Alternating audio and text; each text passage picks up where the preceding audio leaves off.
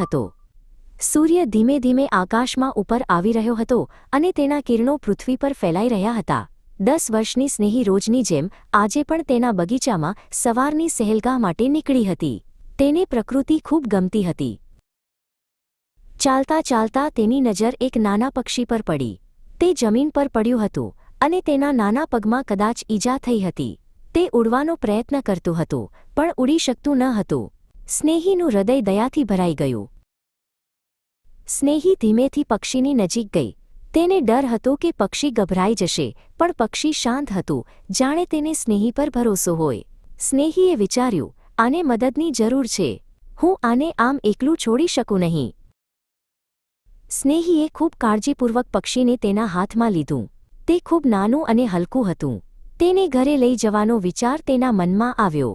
તે જાણતી હતી કે તેની મમ્મી તેને મદદ કરશે। ઘરે પહોંચીને સ્નેહીએ તેની મમ્મીને બધી વાત કરી। મમ્મી પણ ખૂબ દયાળુ હતી।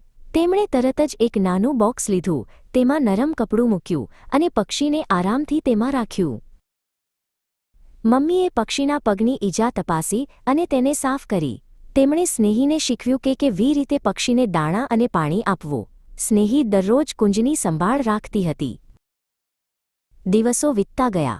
કુંજ ધીમે ધીમે સારું થવા લાગ્યું। તેના પગની ઈજા રૂઝાઈ ગઈ હતી। તે બોક્સમાં થોડી હલચલ કરતું અને તેના નાના પાંખો ફફડાવવાનો પ્રયત્ન કરતું। એક સવારે સ્નેહીએ કુંજને બગીચામાં લઈ જવાનો નિર્ણય કર્યો। તેણે કુંજને તેના હાથમાં લીધું અને ધીમેથી હવામાં ઉછાળ્યું। કુંજે એક ક્ષણ માટે અચકાયું, પછી તેની પાંખો ફેલાવી અને ઉડવા લાગ્યું।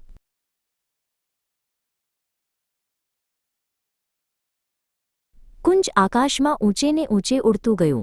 તે સ્વતંત્ર હતું। સ્નેહીની આંખોમાં ખુશીના આંસુ હતા। તેણે કુંજને મુક્ત કરીને ખૂબ આનંદ અનુભવ્યો। દયા અને પ્રેમથી તેણે એક જીવ બચાવ્યો હતો।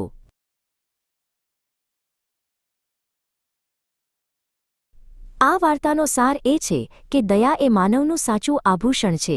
જ્યારે આપણે કોઈ જીવ પ્રત્યે દયા બતાવીએ છીએ ત્યારે આપણે ફક્ત તેને મદદ નથી કરતા પણ આપણે આપણા પોતાના આત્માને પણ સુંદર બનાવીએ છીએ।